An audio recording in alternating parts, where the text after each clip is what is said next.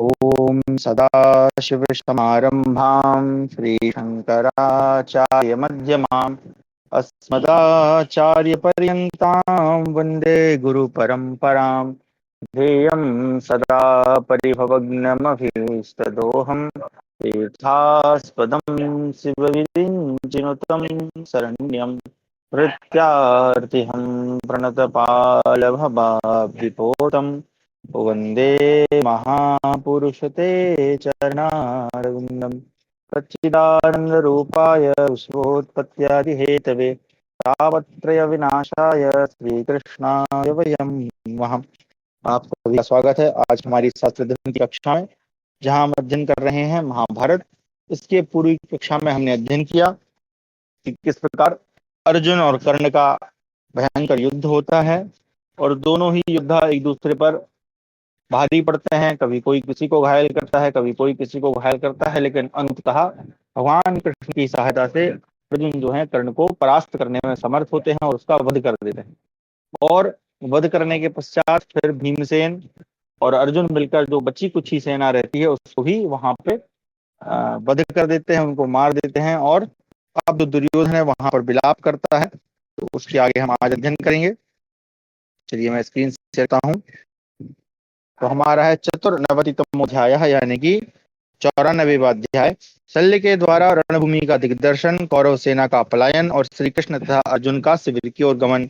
संजय उवाच दृष्ट्वा तु सैन्यं परिवर्त्यमानं पुत्रेण ते मद्रपतिस्तदानीं सन्त्रस्तरूपा परिमूढचेता दुर्योधनं वाक्यमिदं भवाशे। शल्योवाच पश्येदमुग्रं नरवारिनागैः आयोधनं वीरहतैः पूर्णं महीधरावैः पतितैश्च नागैः सकृत्प्रभिन्नैः सरभिन्नदेहैः। संजय कहते हैं, राजन, आपके पुत्र द्वारा सेना को पुनः लौटाने का प्रयत्न होता देख उस समय भयभीत और मूढ़चित्त हुए मद्राज शल्य ने दुर्योधन से इस प्रकार कहा। शल्य बोले, वीर नरेश, देखो, मारे गए मनुष्यों, घोड़ों और हाथियों की लाशों से भरा हुआ यही युद्ध स्थल कैसा भयंकर जान पड़ता है। पर्वताकार गजराज जिनके मस्तकों से मद की धारा फूटकर बहती थी, एक ही साथ बाणों की मार से शरीर विदीर्ण हो जाने के कारण धराशायी हो गए हैं। उनमें से कितने ही वेदना से छटपटा रहे हैं, कितनों के प्राण निकल गए हैं। उन पर बैठे हुए सवारों के कवच, अस्त्र शस्त्र, ढाल और तलवार आदि नष्ट हो गए हैं। इन्हें देखकर ऐसा जान पड़ता है मानो वज्र के आघात से बड़े बड़े पर्वत ढह गए हों और उनके प्रस्तर खंड, विशाल वृक्ष तथा औसत समूह छिन्न भिन्न हो गए हों। उन गजराज के घंटा, अंकुश, तोमर और ध्वज आदि सभी वस्तुएं बाणों के आघात से टूट फूट कर बिखर गई हैं। उन हाथियों के ऊपर सोने की जाली से युक्त आवरण पड़ा है, उनकी लाशें रक्त के प्रवाह से नहा गई हैं। घोड़े बाणों से विदीर्ण होकर गिरे हैं। वेदना से व्यथित हो उच्छ्वास लेते और मुख से रक्त बमन करते हैं। वे दीनता पूर्ण आर्तनाद कर रहे हैं, उनकी आंखें घूम रही हैं। वे धरती में दांत गड़ाते और करुण चीत्कार करते हैं। हाथी, घोड़े, पैदल सैनिक तथा वीर समुदाय बाणों से क्षत विक्षत होकर मरे पड़े हैं। किन्हीं की सांसें कुछ कुछ चल रही हैं, कुछ लोगों के प्राण सर्वथा निकल गए हैं। हाथी, घोड़े, मनुष्य और रथ कुचल दिए गए हैं। इन सब की कांति मंद पड़ गई है। इनके कारण उस महासमर की भूमि निश्चय ही वैतरणी के समान प्रतीत होती है। हाथियों के सुंदर और शरीर छिन्न भिन्न हो गए हैं। कितने ही हाथी पृथ्वी पर गिरकर कांप रहे हैं। कितनों के दांत टूट गए हैं और वे खून उगलते हुए तथा छटपटाते हुए वेदनाग्रस्त हो करुण स्वर में कराह रहे हैं। बड़े बड़े रथों के समूह इस रणभूमि में बादलों के समान छा गए हैं। उनके पहिए, बाण, जुए और बंधन कट गए हैं। तरकस, ध्वज और पताकाएं फेंकी पड़ी हैं। सोने के जाल से आवृत हुए वे रथ बहुत ही क्षतिग्रस्त हो गए हैं।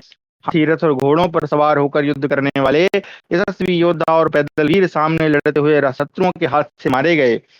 उनके कवच, आभूषण, वस्त्र और आयु सभी छिन्न भिन्न होकर बिखर गए हैं। इस प्रकार शांत पड़े हुए आपके प्राणहीन योद्धाओं से यह पृथ्वी पट गई है।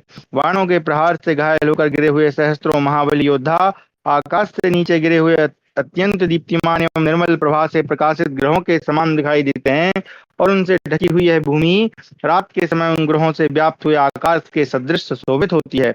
कर्ण और अर्जुन के बाणों से जिनके अंग छिन्न भिन्न हो गए हैं, उन मारे गए कौरव संजय वीरों की लाशों से भरी हुई भूमि यज्ञ में स्थापित हुई अग्नियों के द्वारा यज्ञ भूमि के समान शोभित होती है। उनमें से कितने ही वीरों की चेतना लुप्त हो गई है और कितने ही पुनः सांस ले रहे हैं। कर्ण और अर्जुन के हाथों से छूटे हुए बाण हाथी घोड़े और मनुष्यों के शरीरों को विदीर्ण करके उनके प्राण निकलकर तुरंत पृथ्वी में घुस गए हैं। सॉरी, क्षमा करें, घुस गए थे, मानो अत्यंत लाल रंग के विशाल सर्प अपनी बिल में जा घुसे हों। नरेंद्र, अर्जुन और कर्ण के बाणों द्वारा मारे गए हाथी घोड़े और मनुष्यों से था बाणों से नष्ट भ्रष्ट होकर गिरे पड़े रथों से इस पृथ्वी पर चलना फिरना असंभव हो गया है। सजे सजाए रथ बाणों के आघात से मथ डाले हैं। उनके साथ जो योद्धा शस्त्र श्रेष्ठ आयुध और ध्वज आदि थे, उनकी भी यही दशा हुई है। उनके पहिए बंधन रज्जु धुरे जुए और त्रिवेणु काष्ठ के भी टुकड़े टुकड़े हो गए हैं। उन पर जो अस्त्र शस्त्र रखे गए थे वे सब दूर जा पड़े हैं। सारी सामग्री नष्ट हो गई है। अनुकर्ष तूड़ीर और बंधन रज्जु ये सब के सब नष्ट भ्रष्ट हो गए हैं। उन रथों की बैठकें टूट फूट गई हैं। स्वर्ण और मणियों से विभूषित उन रथों द्वारा आच्छादित हुई पृथ्वी शरद ऋतु के बादलों से ढके हुए आकाश के समान जान पड़ती है। जिनके स्वामी यानी रथी मारे गए हैं, राजाओं के उन सुसज्जित रथों को जब वेगशाली घोड़े खींच ले जाते हैं और झुंड के झुंड मनुष्य हाथी साधारण रथ अश्व भी भागे जा रहे थे, उस समय उनके द्वारा शीघ्रतापूर्वक भगाने वाले बहुत से मनुष्य कुचलकर चूर चूर हो गए हैं। स्वर्ण पत्र से जड़े हुए परिघ फर से तीखे सूल मूसल मुदगर म्यान से बाहर निकली हुई चमचमाती तलवारें और स्वर्ण जटित गदाएं जहां तहां बिखरी पड़ी हैं। स्वर्ण में अंगदों से विभूषित धनुष, सोने के विचित्र पंख वाले बाण, रिष्टि पानीदार एवं कोस रहित निर्मल खड्ग तथा सुनहरे डंडों से युक्त प्रास, छत्र चंवर शंख और विचित्र मालाएं छिन्न भिन्न होकर फेंकी पड़ी हैं। राजन, हाथी की पीठ पर बिछाए जाने वाले कंबल या झूल, पताका, वस्त्र, आभूषण, किरीट, माला, उज्ज्वल मुकुट, श्वेत चामर, मूंगे और ये मोतियों के हार से सबके सब इधर उधर बिखरे पड़े हैं। शिरोभूषण, केयूर, सुंदर अंगद, गले के हार, पदक, सोने की जंजीर, उत्तम मणि, हीरे, स्वर्ण तथा मुक्ता आदि छोटे बड़े मांगलिक रत्न, अत्यंत सुख भोगने योग्य शरीर, चंद्रमा को भी लज्जित करने वाले मुख से युक्त मस्तक, देह भोग आच्छादन तथा मनोरम सुख, इन सबको त्याग कर धर्म की पराकाष्ठा का पालन करते हुए संपूर्ण लोकों में अपने यश का विस्तार करके वे वीर सैनिक दिव्य लोकों में पहुंच गए हैं। दूसरों को सम्मान देने वाले राजा दुर्योधन, अब लौटो, इन सैनिकों को भी जाने दो, शिविर में चलो प्रभो। ये भगवान सूर्य भी अस्ताचल पर लटक रहे हैं। नरेंद्र, तुम ही इस नरसंहार के प्रधान कारण हो। दुर्योधन से ऐसा कहकर राजा शल्य चुप हो गए। उनका चित्त शोक से व्याकुल हो रहा था। दुर्योधन भी आर्त होकर हा कर्ण पुकारने लगा। वह सुधबुध खो बैठा था। उसके नेत्रों से वेग पूर्वक आंसुओं की अविरल धारा बह रही थी। द्रोणपुत्र अश्वत्थामा तथा अन्य सभी नरेश बारंबार आकर दुर्योधन को सांत्वना देते और अर्जुन के महान ध्वज को जो उनके उज्ज्वल ऐसे प्रकाशित हो रहा था देखते हुए फिर लौट जाते थे। मनुष्यों, घोड़ों और हाथियों के शरीर से बहते हुए रक्त की धारा से वहां की भूमि ऐसी सिंच गई थी कि लाल वस्त्र, लाल फूलों की माला तथा पाए हुए स्वर्ण के आभूषण धारण करके सबके सामने आई हुई सर्वगम्या नारी यानी वैश्या के समान प्रतीत होती थी। राजन, अत्यंत शोभा पाने वाले उस रौद्र मुहूर्त यानी सायंकाल में रुद्र से जिनका स्वरूप छिप गया था, उस भूमि को देखते हुए कौरव सैनिक वहां ठहर न सके। वे सबके सब देवलोक की यात्रा के लिए उद्यत थे। महाराज, समस्त कौरव कर्ण के वध से अत्यंत दुखी हो हा कर्ण की रट लगाते और लाल सूर्य की ओर देखते हुए बड़े वेग से शिविर की ओर चले। गांडीव धनुष से छूटे हुए स्वर्णमय पंख वाले और शिला पर तेज किए हुए बाणों से कर्ण का अंग अंग बिंध गया था। उन बाणों की पांख में उन क्षमा करें उन बाणों की पांखें रक्त में डूबी हुई थी। उनके द्वारा युद्ध स्थल में पड़ा हुआ कर्ण मर जाने पर भी अंशुमाली सूर्य के समान शोभित हो रहा था। भक्तों पर कृपा करने वाले भगवान सूर्य खून से भीगे हुए कर्ण के शरीर का किरणों द्वारा स्पर्श करके रक्त के समान ही लाल रूप धारण कर मानो स्नान करने की इच्छा से पश्चिम समुद्र की ओर जा रहे थे। इस युद्ध के विषय में सोच विचार करते हुए देवताओं तथा ऋषियों के समुदाय वहां से प्रस्थित हो अपने अपने स्थान को चल दिए और इसी विषय का चिंतन करते हुए अन्य लोग भी पूर्वक अंतरिक्ष अथवा भूतल पर अपने अपने निवास स्थान को चले गए। कौरव तथा पांडव पक्ष उन प्रमुख वीर अर्जुन और कर्ण का वह अद्भुत तथा प्राणियों के लिए भयंकर युद्ध देखकर सब लोग आश्चर्यचकित हो उनकी प्रशंसा करते हुए वहां से चले गए। राधा पुत्र कर्ण का कवच बाणों से कट गया था। उसके सारे वस्त्र खून से भीग गए थे और प्राण भी निकल गए थे, तो भी उसे शोभा छोड़ नहीं रही थी। वह तपाए हुए स्वर्ण तथा अग्नि और सूर्य के समान कांतिमान था। सूर्यवीर को देखकर सब प्राणी जीवित सा समझते थे। महाराज, जैसे सिंह से दूसरे जंगली पशु सदा डरते रहते हैं, उसी प्रकार युद्ध स्थल में मारे गए सूतपुत्र से भी समस्त योद्धा भय मानते थे। वह मरा जाने पर भी जीवित सा दिखता था। महामना कर्ण के शरीर में मरने पर भी कोई विकार नहीं हुआ था। सुपुत्र का मुख पूर्ण चंद्रमा के समान कांतिमान था। उसने मनोवेश धारण किया था। वह वीरोचित शोभा से संपन्न था। उसके मस्तक और कंठ भी मनोहर थे। राजन, नाना प्रकार के आभूषणों से विभूषित तथा तपाए हुए स्वर्ण का अंगद ने बाजूबंद धारण किए वह नर मारा जाकर अंकुर युक्त वृक्ष के समान पड़ा था। नरव्याघ्र नरेश उत्तम स्वर्ण के समान कांतिमान कर्ण प्रज्वलित अग्नि के तुल्य प्रकाशित होता था, परंतु पार्थ के बाण रूपी जल से वह बुझ गया था। जैसे प्रज्वलित आग जल को पाकर बुझ जाती है, उसी प्रकार समरांगण में कर्ण रूपी अग्नि को अर्जुन रूपी मेघ ने बुझा दिया। इस पृथ्वी पर उत्तम युद्ध के द्वारा अपने लिए उत्तम यश का उपार्जन करके बाणों की झड़ी लगाकर दसों दिशाओं को संतप्त करके पुत्र सहित कर्ण अर्जुन के तेज से शांत हो गया। अस्त्र के तेज से संपूर्ण पांडव और पांचालों को संताप देकर बाणों की वर्षा के द्वारा शत्रु सेना को तपाकर तथा सहस्त्र किरणों वाले तेजस्वी सूर्य के समान संपूर्ण संसार में अपना प्रताप विखर कर्ण पुत्र और वाहनों सहित मारा गया। याचक रूपी पक्षियों के समुदाय के लिए जो कल्प वृक्ष के समान था, वह कर्ण मार गिराया गया। जो मांगने पर सदा यही कहता था कि मैं दूंगा, श्रेष्ठ याचकों के मांगने पर जिसके मुंह से कभी मना या नहीं नहीं निकला, धर्मात्मा कर्ण द्वैरथ युद्ध में मारा गया।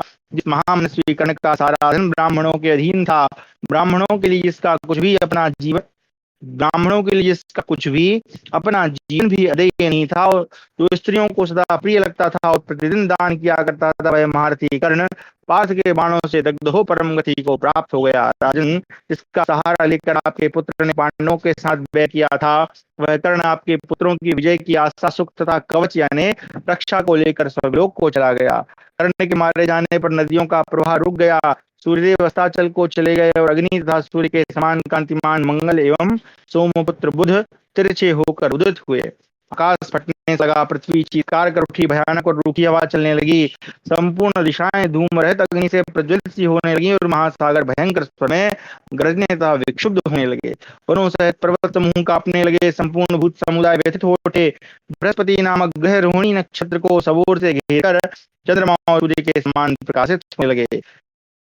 कर्ण के मारे जाने पर दिशाओं के कोने कोने में आग सी लग गई। आकाश में अंधेरा छा गया, धरती डोलने लगी, अग्नि के समान प्रकाशमान उल्का गिरने लगी और निशाचर प्रसन्न हो गए। जिस समय अर्जुन ने छुरी के द्वारा कर्ण के चंद्रमा के समान कांतिमान मुख वाले मस्तक को काट गिराया, उस समय आकाश में देवताओं के मुख से निकला हुआ हाहाकार गूंज उठा। देवता गंधर्व और मनुष्यों द्वारा पूजित अपने शत्रु कर्ण को युद्ध में मारकर अर्जुन अपने उत्तम तेज से उसी प्रकार प्रकाशित होने लगे जैसे पूर्व काल में वृत्रासुर का वध करके इंद्र शोभित हुए थे। तदनंतर श्रेष्ठ श्री कृष्ण और अर्जुन समरांगण में रथ पर आरूढ़ हो अग्नि व सूर्य के समान तेजस्वी एक ही वाहन पर बैठे हुए भगवान विष्णु और इंद्र के सदृश भय रहते हुए विशेष शोभा पाने लगे। वे जिस रथ से यात्रा करते थे, उससे मेघ समूहों की गर्जना के समान गंभीर ध्वनि होती थी। वह रथ शरत काल के मध्याह्न कालीन सूर्य के समान तेज से उद्दीप्त हो रहा था। उस पर पताका फहराती थी और उसकी ध्वजा पर भयानक शब्द करने वाला वानर बैठा था। उसकी कांति हिमचंद्रमा शंख स्फटिक मणि के समान सुंदर थी। वह रथ वेग में अपना सानी नहीं रखता था और देवराज इंद्र के रथ के समान तीव्रगामी था। उस पर बैठे हुए दोनों नरश्रेष्ठ देवराज इंद्र के समान शक्तिशाली और पुरुषार्थी थे तथा सुवर्ण मुक्तामणि हीरे और मूंगे के बने हुए आभूषण उनके अंगों की शोभा बढ़ाते थे। तत्पश्चात धनुष की प्रत्यंचा हथेली और बाण के शब्दों से शत्रुओं को बलपूर्वक श्रीहीन करके उत्तम बाणों द्वारा कौरव सैनिकों को ढककर अमित प्रभावशाली नरश्रेष्ठ गरुण ध्वज श्री कृष्ण और कपित ध्वज अर्जुन हर्ष में भरकर विपक्षियों का हृदय विदीर्ण करते हुए हाथों में दो श्रेष्ठ शंख ले उन्हें अपने सुंदर मुख से एक ही साथ चूमने और बजाने लगे। उनके वे दोनों शंख सोने की जाली से आवृत बर्फ के समान सफेद और महान शब्द करने वाले थे। पांचजन्य तथा देवदत्त दोनों शंखों की गंभीर ध्वनि ने पृथ्वी आकाश तथा संपूर्ण दिशाओं को प्रतिध्वनित कर दिया। श्रेष्ठ श्री कृष्ण और अर्जुन की शंख ध्वनि से समस्त कौरव संतृष्ट हो उठे। अपने शंखनाद से नदियों पर्वतों कंदराओं तथा काननों को प्रतिध्वनित करके आपके पुत्र की सेना को भयभीत करते हुए वे दोनों श्रेष्ठतम वीर युधिष्ठिर का आनंद बढ़ाने लगे। उस शंख ध्वनि को सुनते ही समस्त कौरव योद्धा मद्राज शल्य तथा भरतवंशियों के अधिपति दुर्योधन को वहीं छोड़कर एक पूर्वक भागने लगे। उस समय उदित हुए दो सूर्यों के समान उस महासमर में प्रकाशित होने वाले अत्यंत कांतिमान अर्जुन तथा भगवान श्री कृष्ण के पास आकर समस्त प्राणी उनके कार्य का अनुमोदन करने लगे। समर भूमि में कर्ण के बाणों से व्याप्त हुए वे दोनों शत्रु संतापी वीर श्री कृष्ण और अर्जुन अंधकार का नाश करके आकाश में उदित हुए निर्मल अंशुमाली सूर्य और चंद्रमा के समान प्रकाशित हो रहे थे। उन बाणों को निकालकर वे अनुपम पराक्रमी सर्वसमर्थ श्री कृष्ण और अर्जुन सुहृदों से घिरे हुए छावनी पर आए। यज्ञ में पदार्पण करने वाले भगवान विष्णु तथा इंद्र के समान वे दोनों ही सुखपूर्वक शिविर के भीतर प्रविष्ट हुए। उस महासमर में कर्ण के मारे जाने पर देवता गंधर्व मनुष्य चारण महर्षि यक्ष तथा बड़े बड़े नागों ने भी आपकी जय हो वृद्धि हो ऐसा कहते हुए बड़ी श्रद्धा से उन दोनों का समादर किया। जैसे बलासुर का दमन करके देवराज इंद्र और भगवान विष्णु अपने सुहृदों के साथ आनंदित हुए थे, उसी प्रकार श्री कृष्ण और अर्जुन कर्ण का वध करके यथा योग्य पूजित तथा अपने उपार्जित गुण समूहों द्वारा भूरी भूरी प्रशंसित हितैषी संबंधियों सहित बड़े हर्ष का अनुभव करने लगे। इस प्रकार हमारा 94वां अध्याय समाप्त हुआ। 95वां अध्याय कौरव सेना का शिविर की ओर पलायन और शिविरों में प्रवेश।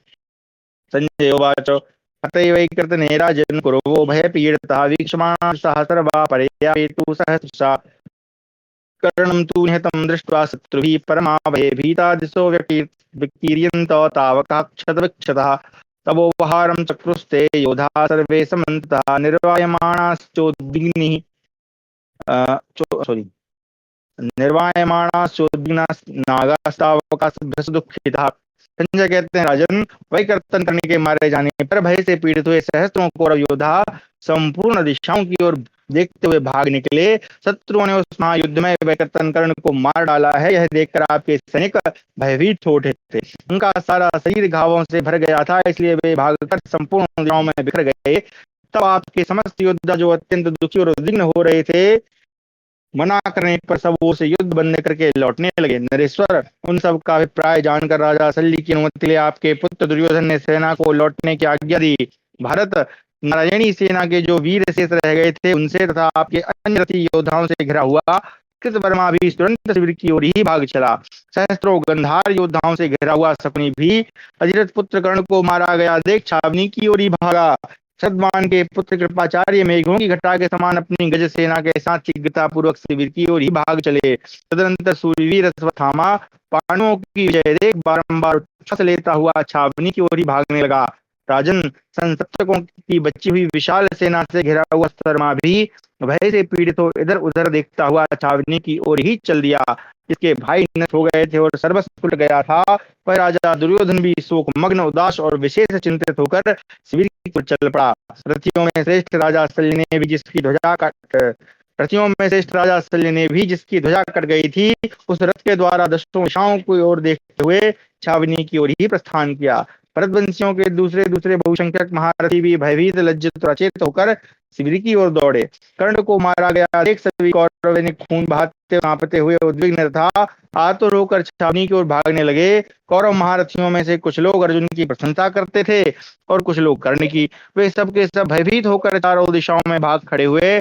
आपके उन 1000 योद्धाओं में से वहां कोई भी ऐसा पुरुष नहीं था जो अपने मन में उस महासमर में युद्ध के लिए उत्साह था हो। महाराज कर्ण के मारे जाने पर कौरव अपने राज्य से, धन से, स्त्रियों से और जीवन से भी निराश हो गए। दुख और सुख में डूबे हुए आपके पुत्र राजा दुर्योधन ने बड़े यत्न से उन सब को साथ ले आकर छावनी में विश्राम करने का विचार किया। वे सब महारथी योद्धा दुर्योधन की आज्ञा से उधार्य करके शिविर में प्रविष्ट हुए। उन सब के मुखों की कांति फीकी पड़ गई। इस प्रकार हमारा 95वां अध्याय समाप्त हुआ। 96वां अध्याय युधिष्ठिर का भूमि में कर्ण को मारा गया देखकर प्रसन्न हो श्री कृष्ण और अर्जुन की प्रशंसा करना, धृतराष्ट्र का शोक मग्न होना तथा कर्ण पर्व के श्रवण की महिमा। संजय उवाच तथा निपतिते कर्णे परसैन्ये च विद्रुते आश्लिष्य पथं दाशारो हर्षाद् वचनमब्रवीत् हतो वज्रभृता वृत्तस्त्वया कर्णो धनञ्जय वृत्रकर्णवधं घोरं कथमिष्यन्ति मानवः वज्रेण निहतो वृत्रः संयुगे भूरि तेजसा त्वया तु निहतः कर्णो धनुषा निहतैः शरैः। संजय कहते हैं राजन जब कर्ण मारा गया और शत्रु सेना भाग चली तब दशाहार नंदन भगवान श्री कृष्ण अर्जुन को हृदय से लगाकर बड़े हर्ष के साथ इस प्रकार बोले। धनंजय पूर्व काल में वज्रधारी इंद्र ने वृत्रासुर का वध किया था और आज तुमने कर्ण को मारा है। वृत्रासुर और कर्ण दोनों के वध का वृत्तांत बड़ा भयंकर है, मनुष्य सदा इसकी चर्चा करते रहेंगे। वृत्रासुर युद्ध में महातेजस्वी वज्र के द्वारा मारा गया था। परंतु तुमने कर्ण को धनुष एवं पैने बाणों से ही मार डाला है। कुंती नंदन, चलो हम दोनों तुम्हारे इस विश्वविख्यात रसोवर्धक पराक्रम का वृत्तांत बुद्धिमान क्रूराज युधिष्ठिर को बतावें। उन्हें दीर्घकाल से युद्ध में कर्ण के वध की अभिलाषा थी। आज धर्मराज को यह समाचार बताकर तुम उड़ हो जाओगे। जब यह महायुद्ध चल रहा था, उस समय तुम्हारा और कर्ण का युद्ध देखने के लिए धर्मनंदन युधिष्ठिर पहले आए थे, परंतु गहरी चोट खाने के कारण वे देर तक युद्ध स्थल में ठहर न सके। यहाँ से शिविर में जाकर वे परस्पर युधिष्ठिर विश्राम कर रहे हैं। तब अर्जुन ने केशव से तथास्तु कहकर उनकी आज्ञा से उधारी की। तत्पश्चात यदुकुल तिलक श्री कृष्ण ने शांत भाव से रतिश्रेष्ठ अर्जुन के उस रथ को युधिष्ठिर के शिविर की ओर लौटाया। अर्जुन से पूर्वोक्त बात कहकर भगवान श्री कृष्ण सैनिकों से इस प्रकार बोले, वीरो तुम्हारा कल्याण हो। तुम शत्रुओं का सामना करने के लिए सदा प्रयत्न पूर्वक डटे रहना। इसके बाद गोविंद, दृष्टिद्युम्न, युधा, मन्यु, नकुल, सहदेव, भीमसेन और सात्विकी से इस प्रकार बोले, अर्जुन ने कर्ण को मार डाला। यह समाचार जब तक हम लोग राजा युधिष्ठिर से निवेदन करते हैं, तब तक तुम सभी नरेशों को यहाँ शत्रुओं की ओर से सावधान रहना चाहिए। उन शूरवीरों ने उनकी आज्ञा स्वीकार की। तो स्वीकार करके जब जाने की अनुमति दे दी, तब भगवान श्री कृष्ण ने अर्जुन को साथ लेकर राजा युधिष्ठिर का दर्शन किया। तो सैन्य सोने के उत्तम रंग पर सो रहे थे। उन दोनों ने वहां पहुंचकर बड़ी प्रसन्नता के साथ राजा के चरण पकड़ लिए। उन दोनों के हर्षोल्लास को देखकर राजा युधिष्ठिर समझ गए कि राधा पुत्र कर्ण मारा गया। अतः वे सैया से उठ खड़े हुए और नेत्रों से आनंद के आंसू बहाने लगे। शत्रुघ्न, महाबाहु युधिष्ठिर श्री कृष्ण और अर्जुन से बारंबार प्रेम पूर्वक बोलने और उन दोनों को हृदय से लगाने लगे। उस समय अर्जुन सहित यदुकुल तिलक वसुदेव नंदन भगवान श्री कृष्ण ने कर्ण के मारे जाने का सारा समाचार उन्हें यथावत रूप से कह सुनाया। भगवान श्री कृष्ण हाथ जोड़कर किंचित मुस्कुराते हुए जिनका शत्रु मारा गया था उस राजा युधिष्ठिर से इस प्रकार बोले, राजन, बड़े सौभाग्य की बात है कि अर्जुन, पांडव, भीमसेन, पंडुकुमार, माद्री, नकुल, सहदेव और आप भी सकुशल हैं। आप सब लोग वीरों का विनाश करने वाले इस रोमांचकारी संग्राम से मुक्त हो गए। पांडुनंदन, अब जो आगे जो कार्य करने हैं उन्हें शीघ्र पूर्ण कीजिए। राजन, महारथी सूतपुत्र वैकतन कर्ण महाराजा राजेंद्र, सौभाग्य से आप विजयी हो रहे हैं। भारत, आपकी वृद्धि हो रही है, यह परम सौभाग्य की बात है। नराध हमने जुए में जीती हुई द्रौपदी का उपहास किया था, आज पृथ्वी सूतपुत्र कर्ण का रक्त पी रही है। कुरुपुंगव, आपका वह शत्रु रणभूमि में सो रहा है और उसके सारे शरीर में बाण भरे हुए हैं। नरव्यग्र, अनेक बाणों से क्षत विक्षत हुए उस कर्ण को आप देखिए। महाबाहो, आप सावधान होकर हम सब लोगों के साथ इस निष्कंटक हुई पृथ्वी का शासन और प्रचुर भोगों का उपभोग कीजिए। संजय कहते हैं, राजन, महात्मा श्री कृष्ण का यह वचन सुनकर धर्मपुत्र युधिष्ठिर का चित्त प्रसन्न हो गया। उन्होंने भगवान श्री कृष्ण से वार्तालाप आरंभ किया। राजेंद्र, अहो भाग्य, अहो भाग्य, ऐसा कहकर युधिष्ठिर इस प्रकार बोले, महाबाहु देवकी नंदन, आपके रहते यह महान कार्य संपन्न होना कोई आश्चर्य की बात नहीं है। आप जैसे सारथी के होते ही पार्थ ने प्रयत्न पूर्वक उसका वध किया है। महाबाहो, आपकी बुद्धि के प्रसाद से ऐसा होना आश्चर्य नहीं है। श्रेष्ठ, के बाद धर्मात्मा राजा युधिष्ठिर ने बाजूबंद विभूषित श्री कृष्ण का दाहिना हाथ अपने हाथ में लेकर श्री कृष्ण और अर्जुन दोनों से कहा, प्रभु, देवर्षि नारद ने मुझसे कहा था कि आप दोनों धर्मात्मा, महात्मा, पुराण पुरुष तथा ऋषि प्रवर साक्षात भगवान नर और नारायण है। महाभाग, परम बुद्धिमान, तत्ववेत्ता महर्षि श्री कृष्ण द्वैपायन ने भी बारंबार मुझसे यही बात कही है। श्री कृष्ण, आपके प्रसाद से ही ये पांडुपुत्र धनंजय सदा सामने रहकर युद्ध में शत्रुओं पर विजयी हुए हैं और कभी युद्ध से मुंह नहीं मोड़ सके हैं। प्रभु, जब आप युद्ध में अर्जुन के सारथी बने थे, तभी हमें यह विश्वास हो गया था कि हम लोगों की विजय निश्चित है, अटल है, हमारी पराजय कहीं नहीं हो सकती। गोविंद, भीष्म, द्रोण, कर्ण, महात्मा, गौतम वंशी, कृपाचार्य तथा इनके पीछे चलने वाले जो भी और भी बहुत से सूरवीर हैं और रहे हैं, आपकी बुद्धि से आचरण के मारे जाने पर उन सब का वध हो गया, मैं ऐसा मानता हूँ।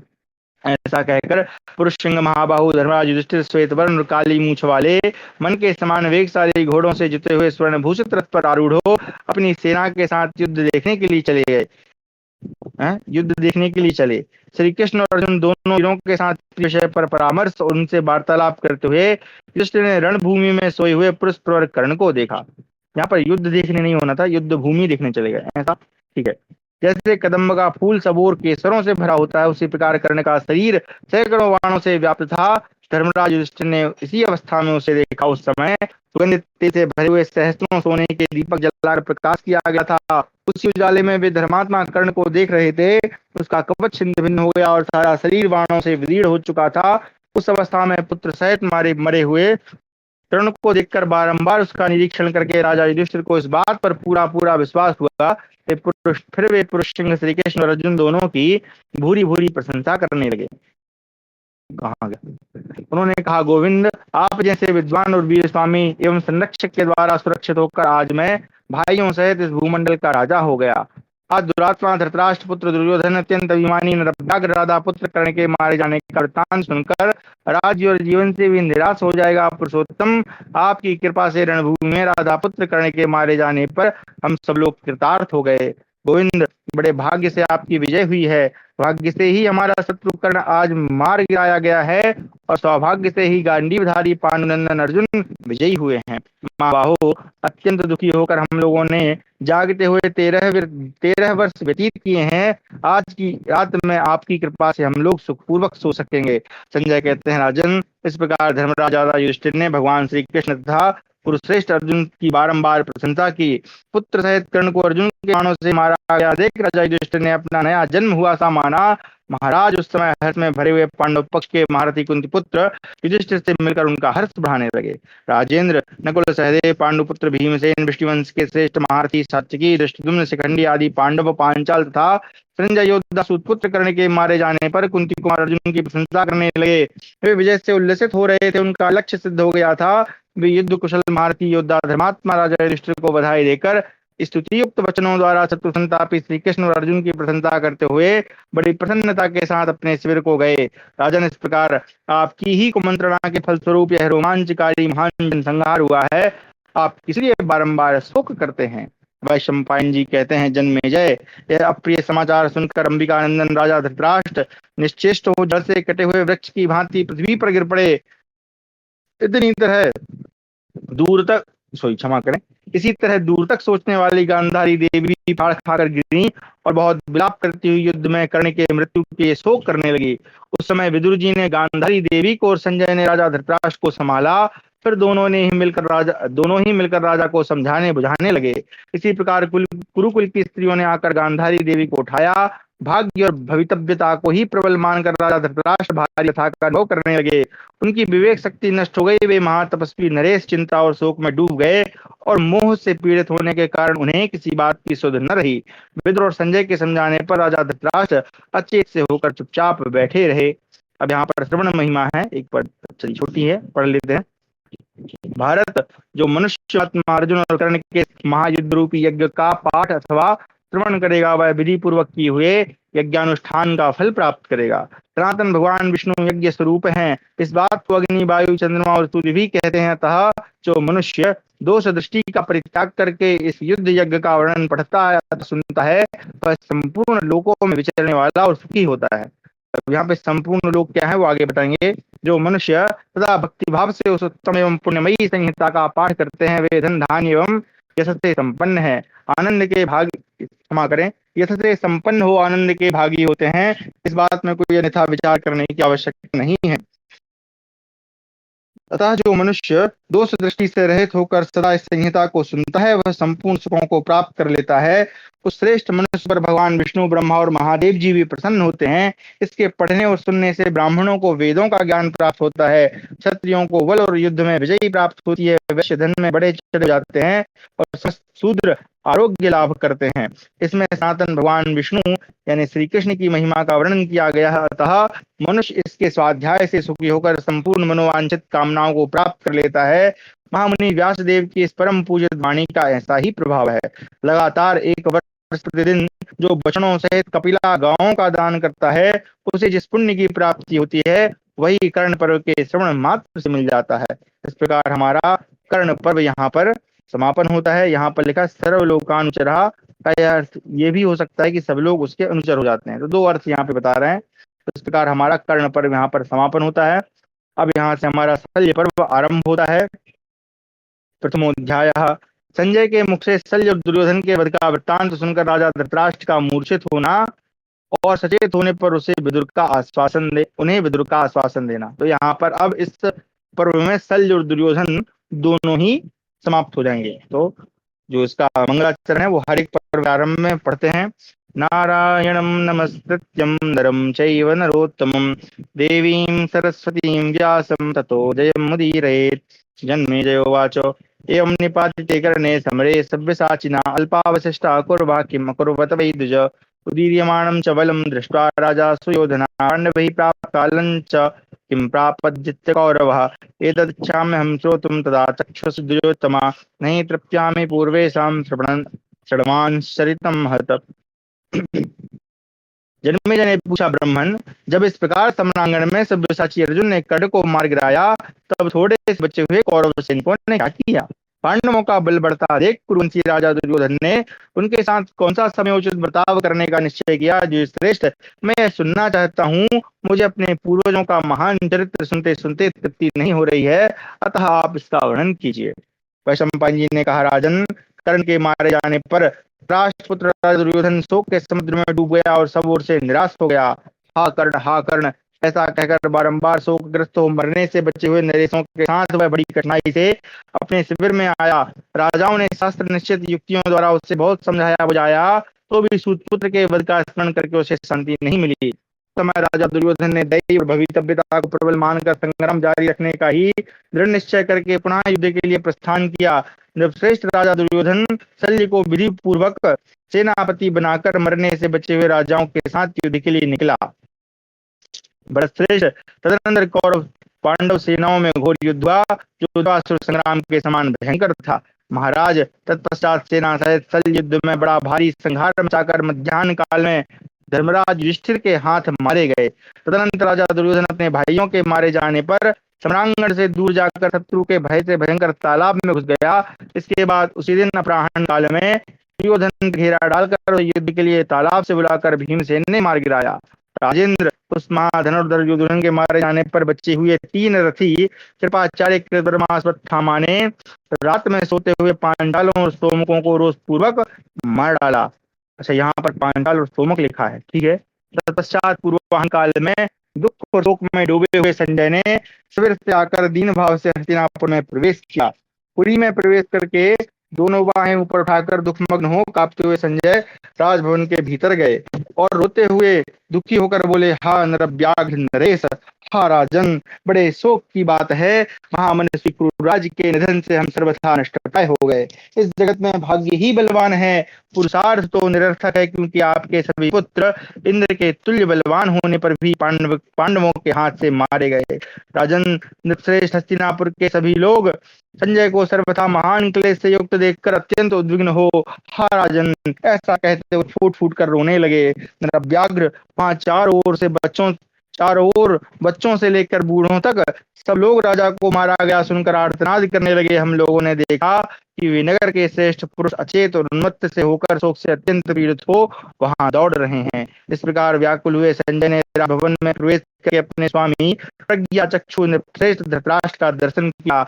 भरतश्रेष्ठ भी निष्पाप नरेश अपनी पुत्र वधुओं, गांधारी, विदुर तथा अन्य हितैषी सुहृदों एवं बंधु बांधवों द्वारा सब ओर से घिरे हुए बैठे थे और कर्ण के मारे जाने से होने वाले परिणाम का चिंतन कर रहे थे। जन्मेजय, उस समय संजय ने खिन्नचित्त होकर रोते हुए ही संदिग्ध वाणी में कहा, नरव्याघ्र भरतश्रेष्ठ, मैं संजय हूँ, आपको नमस्कार है। पुरुष सिंह, मद्रास, शल्य, सोल पुत्र शकुनी तथा ज्वारी का पुत्र दृढ़ पराक्रमी उलूक, ये सब के सब मारे गए। समस्त संसप्तक वीर, काम्बोज, शक, म्लेच्छ, पर्वती योद्धा और यव सैनिक मार गिराए गए। महाराज, पूर्व देश के योद्धा मार डाले गए। समस्त दाक्षात्यों का संहार हो गया तथा उत्तर और पश्चिम के सभी श्रेष्ठ मनुष्य मार डाले गए। नरेश्वर, समस्त राजा और राजकुमार काल के गाल में चले गए। महाराज, जैसा पांडुपुत्र भीमसेन ने कहा था उसके अनुसार राजा दुर्योधन भी मारा गया। उसकी जांघ टूट गई और वह धूल धूसर होकर पृथ्वी पर पड़ा है। महाराज, नव्याघ्र नरेश, धृष्टद्युम्न, पराजित वीर, शिखंडी, उत्तमौजा, युधामन्यु, प्रभद्रगण, पांचाल और चेदिदेशी योद्धाओं का भी संहार हो गया। भरतश्रेष्ठ, आपके तथा द्रौपदी के भी सभी पुत्र मारे गए। कर्ण का प्रतापी एवं सूरवीर पुत्र वृषसेन भी नष्ट हो गया। ये तो पहले मर गया था। खैर, नरव्याघ्र, युद्ध स्थल में समस्त दल मनुष्य, हाथी सवार, रथी और घुड़सवार भी मार गिराए गए। प्रभु पांडवों तथा कौरवों में परस्पर संघर्ष होकर आपके पुत्रों तथा पांडवों के शिविर में किंचन मात्र ही शेष रह गया है। प्रायः काल से मोहित हुए सॉरी प्रायः काल से मोहित हुए सारे जगत में स्त्रियां ही शेष रह गई हैं। पांडव पक्ष में 7 और आपके पक्ष में 3 रथी मरने से बचे हैं। उधर पांचों भाई पांडव वसुदेव नंदन भगवान श्री कृष्ण और सात्विकी शेष हैं तथा इधर कृपाचार्य कृतवर्मा और विजयी वीरों में श्रेष्ठ अश्वत्थामा जीवित हैं। श्रेष्ठ जनेश्वर महाराज उभय पक्ष में जो समस्त अक्षौहिणी सेनाएं एकत्र हुई थी उनमें से ये ही रथी शेष रह गए हैं, अन्य सब लोग काल के गाल में चले गए। अच्छा, धृष्टद्युम्न भी मर गया। ये तो भाई उनका सेनापति था शुरू से लेकर अब तक। भरत श्रेष्ठ भरत नंदन काल ने दुर्योधन और उसके बैर को आगे करके संपूर्ण जगत को नष्ट कर दिया। अभी ऊपर तो उसने बताया था, मुझे लगा शायद इन्होंने कहीं गलत न लिख दिया हो, लेकिन सही है, मतलब सबनी चाहिए। वैशंपायन जी कहते हैं, जन्मेजय यह क्रूर वचन सुनकर राजाधिराज जनेश्वर धृतराष्ट्र प्राणहीन से होकर पृथ्वी पर गिर पड़े। महाराज उनके गिरते ही महर्षि विदुर जी भी शोक संताप से दुर्बल हो धड़ाम से गिर पड़े। नृपश्रेष्ठ उस समय वह क्रूरता पूर्ण वचन सुनकर कुरुकुल की समस्त स्त्रियां और गांधारी देवी सहसा पृथ्वी पर गिर गईं। राज परिवार के सभी लोग अपने सुदबुद होकर धरती पर गिर पड़े और विलाप करने लगे। वे ऐसे जान पड़ते थे मानो विशाल पट पर अंकित किए गए चित्र हों। तत्पश्चात पुत्र शोक से पीड़ित हुए पृथ्वीपति राजा धृतराष्ट्र में बड़ी कठिनाई से धीरे धीरे प्राणों का संचार हुआ। चेतना पाकर राजा धृतराष्ट्र अत्यंत दुखी हो थर थर कांपने लगे और संपूर्ण दिशाओं की ओर देखकर विदुर से इस प्रकार बोले, विद्वन महाज्ञानी विदुर भरत भूषण, अब तुम ही मुझ पुत्रहीन और अनाथ के सर्वथा आश्रय हो। इतना कहकर वे पुनः अचेत हो पृथ्वी पर गिर पड़े। उन्हें इस प्रकार गिरा हुआ देखकर उनके जो कोई बंधु बांधव वहां उपस्थित थे उन्होंने राजा के शरीर पर ठंडे जल के छींटे दिए और व्यजन डुलाए, यानी पंखे डुलाए। फिर बहुत देर के बाद जब राजा धृतराष्ट्र को होश हुआ तब वे पुत्र शोक से पीड़ित हो चिंता मग्न हो गए। प्रजानाथ उस समय वे घड़े में रखे हुए सर्प के समान लंबी सांस खींचने लगे। राजा को इस प्रकार आतुर देख संजय भी वहां रोने लगे। फिर सारी स्त्रियां और यशस्वी गांधारी देवी भी फूट फूट रोने लगी। नरश्रेष्ठ तत्पश्चात बहुत देर के बाद बारंबार मोहित होते हुए धृतराष्ट्र ने विदुर से कहा, ये सारी स्त्रियां यशस्वी गांधारी देवी भी यहाँ से चली जाएं। ये समस्त सुहृद भी अब यहाँ से पधारें, क्योंकि मेरा चित्त अत्यंत भ्रांत हो रहा है। भरतश्रेष्ठ उनके ऐसा कहने पर बारंबार कांपते हुए विदुर जी ने उन स्त्रियों को धीरे धीरे विदा कर दिया। भरत भूषण फिर वे सारी स्त्रियां और समस्त सुहृदगण राजा को आतुर देख वहां से चले गए। शत्रुओं को संताप देने वाले नरेश तदनंतर होश में आकर अत्यंत आतुर हो दीन भाव से विलाप करते हुए राजा धृतराष्ट्र की ओर संजय ने देखा। उस समय बारंबार लंबी सांस खींचते हुए राजा धृतराष्ट्र को विदुर जी ने हाथ जोड़कर अपनी मधुर वाणी द्वारा आश्वासन दिया। इस प्रकार हमारा पहला अध्याय समाप्त हुआ। दूसरा अध्याय राजा धृतराष्ट्र का विलाप करना और संजय से युद्ध का वृत्तांत पूछना। वैशंपायनोवाच विशिष्टाश्वथ नारीषु धृतराष्ट्रोऽम्बिकासुतः विलाप महाराज दुःखान्तरं गतः साधुम् इव निःश्वस्य करो धुन्वन् पुनः पुनः विचिन्त्य च महाराजा वचनं चेदमब्रवीत्।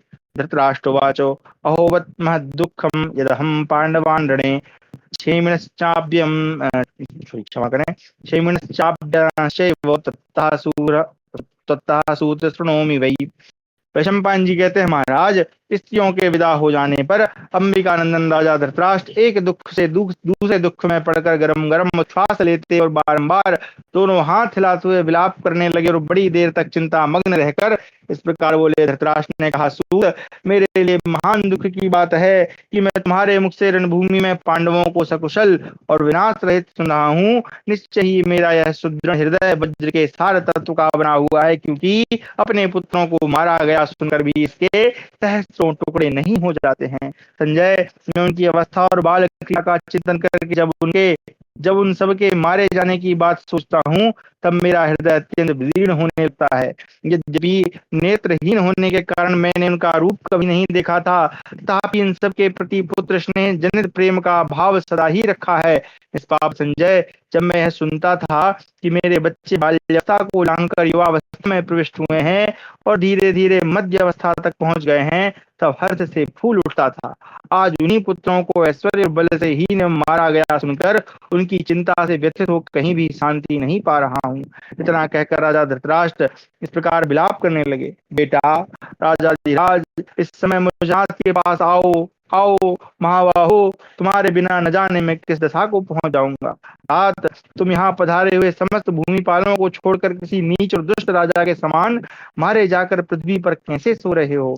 वीर महाराज, तुम भाई बंधुओं और सुहृदों के आश्रय होकर भी मुझ अंधे और बूढ़े को छोड़कर कहाँ चले जा रहे हो? राजन, तुम्हारी वह कृपा, वह प्रीति और दूसरों को सम्मान देने की वह वृत्ति कहाँ चली गई है? तुम तो किसी से परास्त होने वाले नहीं थे, फिर कुंती के पुत्रों के द्वारा युद्ध में कैसे मारे गए? वीर, अब मुझे अब मेरे उठा क्षमा करें वीर, अब मेरे उठने पर मुझे सदा तात महाराज और लोकनाथ आदि बारंबार कहकर कौन पुकारेगा? कुरुनंदन, तुम पहले स्नेह से नेत्रों में आंसू भरकर मेरे गले से लग जाते थे और कहते थे, पिताजी मुझे कर्तव्य का उपदेश दीजिए। वही सुंदर बात फिर मुझसे कहो। बेटा, मैंने तुम्हारे मुंह से यह बात सुनी थी कि मेरे अधिकार में बहुत बड़ी पृथ्वी है। इतना विशाल भूभाग कुंतीपुत्र युधिष्ठिर के अधिकार में कभी नहीं रहा। नृपश्रेष्ठ, भगदत्त कृपाचार्य शल्यवंती के राजकुमार जयद्रथ भूरिश्रवा सोमदत्त महाराज बालीक अश्वत्थामा कृतवर्मा महाबली मगध नरेश बृहद्बल क्राथ सुबल पुत्र शकुनी लाखों म्लेच्छ यवन एवं शक काम्बोज राज सुदक्षिण त्रिगर्तराज सुतर्मा पितामह भीष्म भरद्वाज नंदन द्रोणाचार्य गौतम गोत्री कृपाचार्य सुतायु अयुतायु पराक्रमी सतायु जलसंध ऋष्यशृंग पुत्र राक्षस अलायुध महाबाहु अलम्बस और महारथी सुबाहु, ये तथा और भी बहुत से नरेश मेरे लिए प्राणों और धन का मोह छोड़कर सबके सब युद्ध के लिए उद्यत हैं। इन सब के बीच में रहकर भाइयों से घिरा हुआ मैं रणभूमि में पांडवों और पांचालों के साथ युद्ध करूंगा। राज सिंह, मैं युद्ध स्थल में चेदियों द्रौपदी कुमारों सात्विकी कुंतीभोज तथा राक्षस घटोत्कच का भी सामना करूंगा। महाराज, मेरे इन सहयोगियों में से एक एक वीर भी सम्रांगण में कुपित होकर मुझ पर आक्रमण करने वाले समस्त पांडवों को रोकने में समर्थ है। फिर यदि पांडवों के साथ बैठने वाले सारे वीर एक साथ होकर युद्ध करें, तब क्या नहीं कर सकते? राजेंद्र, अथवा ये सभी योद्धा पांडुपुत्र युधिष्ठिर के अनुयायियों के साथ युद्ध करेंगे और उन सबको रणभूमि में मार गिराएंगे। अकेला कर्ण ही मेरे साथ रहकर समस्त पांडवों को मार डालेगा, फिर सारे वीर नरेश मेरी आज्ञा के अधीन हो जाएंगे। राजन, पांडवों के जो नेता हैं वे महाबली वसुदेव नंदन श्री कृष्ण युद्ध के लिए कवच नहीं धारण करेंगे, ऐसी बात दुर्योधन मुझसे कहता था। सूत, मेरे निकट दुर्योधन जब इस तरह की बहुत सी बातें कहने लगा तो मैं समझ बैठा कि हमारी शक्ति से समस्त पांडव रणभूमि में मारे जाएंगे। जब ऐसे वीरों के बीच में रहकर भी प्रयत्न पूर्वक लड़ने वाले मेरे पुत्र सम्रांगण में मार डाले गए, तब इसे भाग्य के सिवा और क्या कहा जा सकता है? जैसे सिंह सियार से लड़कर मारा जाए, उसी प्रकार जहाँ लोक रक्षक प्रतापी वीर भीष्म शिखंडी से बढ़कर वध को प्राप्त हुए, जहाँ संपूर्ण शस्त्रास्त्रों की विद्या के पारंगत विद्वान ब्राह्मण द्रोणाचार्य पांडवों द्वारा युद्ध स्थल में मार डाले गए, वहां भाग्य के सिवा दूसरा क्या कारण हो सकता है? जहाँ दिव्यास्त्रों का ज्ञान रखने वाला महाबली कर्ण युद्ध में मारा गया, जहाँ सम्रांगण में भूरिश्रवा सोमदत्त तथा महाराज वाली का संहार हो गया, वहां भाग्य के सिवा दूसरा क्या कारण बताया जा सकता है? जहाँ गज युद्ध विशारद राजा भगदत्त मारे गए और सिंहराज जयद्रथ का वध हो गया, वहां भाग्य के सिवा दूसरा क्या कारण हो सकता है? जहाँ काम्बोज राज दक्षिण पौरव जलसंध सुतायु अयुतायु मार डाले गए, वहां भाग्य के सिवा और क्या कारण हो सकता है? जहाँ संपूर्ण शस्त्रधारियों में श्रेष्ठ महाबली पांड्य नरेश युद्ध में पांडवों के हाथ से मारे गए, वहां भाग्य के सिवा और क्या कारण है? जहाँ बृहद्बल महाबली मगध नरेश धनुर्धरों के आदर्श एवं पराक्रमी उग्र आयुध अवंती के राजकुमार त्रिगर्त नरेश शर्मा था संपूर्ण संसप्तक योद्धा मार डाले गए, वहां भाग्य के सिवा दूसरा क्या कारण हो सकता है? जहाँ सूरवीर अलम्बुस और ऋष्यशृंग पुत्र राक्षस अलायुध मारे गए, वहां भाग्य के सिवा और क्या कारण बताया जा सकता है? जहाँ नारायण नाम वाले रणद्रुमत ग्वाले और कई हजार म्लेच्छ योद्धा मृत्यु के घाट उतार दिए गए, वहां भाग्य के सिवा और क्या कहा जा सकता है? जहाँ सुबल पुत्र महाबली शकुनी और उस जुआरी का पुत्र वीर उलूक दोनों ही सेना सहित मार डाले गए, वहां भाग्य के सिवा दूसरा क्या कारण हो सकता है? ये था और भी बहुत से अस्त्र वेत्ता रणधुर्मत सूरवीर और परख जैसी भुजाओं वाले राजा एवं राजकुमार अधिक संख्या में मार डाले गए, वहां भाग्य के सिवा और क्या कारण बताया जाए? सूत संजय, जहाँ समर भूमि में नाना देशों से आए हुए देवराज इंद्र के समान पराक्रमी बहुत से सूरवीर महाधनुर्धर अस्त्र वेता और युद्ध दुर्मत क्षत्रिय सारे के सारे मार डाले गए, वहां भाग्य के अतिरिक्त दूसरा क्या कारण हो सकता है? हाय, मेरे महाबली पुत्र पौत्र मित्र बंधु बांधव सभी मार डाले गए, ऐसे दुर्भाग्य के सिवा और क्या कहूँ? निश्चय ही मनुष्य अपना अपना भाग्य लेकर उत्पन्न होता है। जो सौभाग्य से संपन्न होता है उसे ही शुभ फल की प्राप्ति होती है। संजय, मैं उन शुभ कारक भाग्यों से वंचित हूँ और पुत्रों से भी हीन हूँ। आज इस वृद्धावस्था में शत्रु के बस में पड़कर न जाने मेरी कैसी दशा होगी। सामर्थ्यशाली संजय, मेरे लिए वनवास के सिवा और कोई कार्य श्रेष्ठ जान नहीं पड़ता। अब कुटुंबीजनों का विनाश हो जाने पर बंधु बांधवों से रहित हो मैं वन में ही चला जाऊंगा। संजय, पंख कटे हुए पक्षी की भांति इस अवस्था को पहुंचे हुए मेरे लिए वनवास स्वीकार करने के सिवा दूसरा कोई श्रेयस्कर कार्य नहीं है। जब दुर्योधन मारा गया, शल्य का युद्ध में संहार हो गया, तब दुशासन, विभिन्न और महाबली विकर्ण भी मार डाले गए, तब मैं उस भीमसेन का उच्च स्वर से कहा गया वचन कैसे सुनूंगा, जिसने अकेले ही सम्रांगण में मेरे 100 पुत्रों का वध कर डाला। दुर्योधन के वध से दुख और शोक से संतप्त हुआ मैं बारंबार बोलने वाले भीमसेन की कठोर बातें नहीं सुन सकूंगा। वैशंपायन जी कहते हैं, राजन, इस प्रकार पुत्रों की चिंता में डूबकर बारंबार मूर्छित होने वाले संतप्त बूढ़े भरतश्रेष्ठ राजा अमिकानंदन धृतराष्ट्र, जिनके बंधु बांधव मार डाले गए थे, दीर्घ काल तक विलाप करके गर्म सांस खींचते और अपने पराभव की बात सोचते हुए महान दुख से संतप्त हो उठे। तब गलवगण पुत्र संजय ने पुनः युद्ध का यथा तब गणवगण पुत्र से पुनः युद्ध का यथावत समाचार पूछने लगे।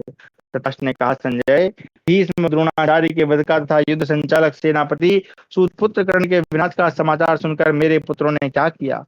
मेरे पुत्र युद्ध स्थल में जिस जिस वीर को अपना सेनापति बनाते थे, पांडव उसको थोड़े ही समय में मार गिराते थे। युद्ध के मुहाने पर तुम लोगों के देखते देखते भीष्म जी अर्जुन के हाथ से मारे गए। इसी प्रकार द्रोणाचार्य का भी तुम सब लोगों के सामने ही संहार हो गया। इसी तरह प्रतापी सूतपुत्र कर्ण भी राजाओं सहित तुम सब लोगों के देखते देखते अर्जुन के हाथ से मारा गया। महात्मा विदुर ने मुझसे पहले कहा था कि दुर्योधन के अपराध से इस प्रजा का विनाश हो जाएगा। संसार में कुछ मूढ़ मनुष्य ऐसे होते हैं जो अच्छी तरह देख कर भी देख नहीं पाते। मैं भी वैसा ही मूढ़ हूँ। मेरे लिए वह वचन वैसा ही हुआ, उसे मैं सुनकर भी न सुन सका। दूरदर्शी धर्मात्मा विदुर ने पहले जो कुछ कहा था वह सब उसी रूप में सामने आया है। सत्यवादी महात्मा का वचन सत्य होकर ही रहा। संजय, पहले दैव से मेरी बुद्धि मारी गई थी, इसलिए मैंने जो विदुर की बात नहीं मानी, मेरे उस अन्याय का फल जैसे जैसे प्रकट हुआ उसका वर्णन करो। कर्ण के मारे जाने पर सेना के मुख स्थान पर खड़ा होने वाला कौन था? कौन रथी अर्जुन और श्री कृष्ण का सामना करने के लिए आगे बढ़ा? युद्ध स्थल में जूझने की इच्छा वाले मद्रास शल्य के दाहिने या बाएं पहिए की रक्षा किन लोगों ने की, अथवा उस वीर सेनापति के पृष्ठ रक्षक कौन थे? संजय, तुम सब लोगों के एक साथ रहते हुए भी महारथी मद्रास शल्य अथवा मेरा पुत्र दुर्योधन दोनों ही तुम्हारे सामने पांडवों के हाथ से कैसे मारे गए? तुम भरतवंशियों के इस महान विनाश का सारा वृत्तांत यथार्थ रूप से बताओ, साथ ही यह भी कहो कि युद्ध स्थल में मेरा पुत्र दुर्योधन किस प्रकार मारा गया। समस्त पांचाल सैनिक अपने सेवकों सहित कैसे मारे गए? धृष्टद्युम्न, शिखंडी तथा द्रौपदी के 5 पुत्रों का वध किस प्रकार हुआ? 5 पांडव, दोनों मधुवंशी वीर श्री कृष्ण और सात्विकी, कृपाचार्य, कृतवर्मा और अश्वत्थामा, ये युद्ध स्थल से किस प्रकार जीवित बच गए? संजय, जो युद्ध का वृत्तांत जिस प्रकार जैसे संगठित हुआ हो वह सब इस समय मैं सुनना चाहता हूँ। तुम सब बातें बताने में कुशल हो। इस प्रकार हमारा दूसरा अध्याय समाप्त हुआ। कक्षा को यहीं विराम देते हैं, फिर युद्ध का वर्णन हम कल पढ़ेंगे। ये अध्याय संभवतः बड़ा हो सकता है। कर्ण के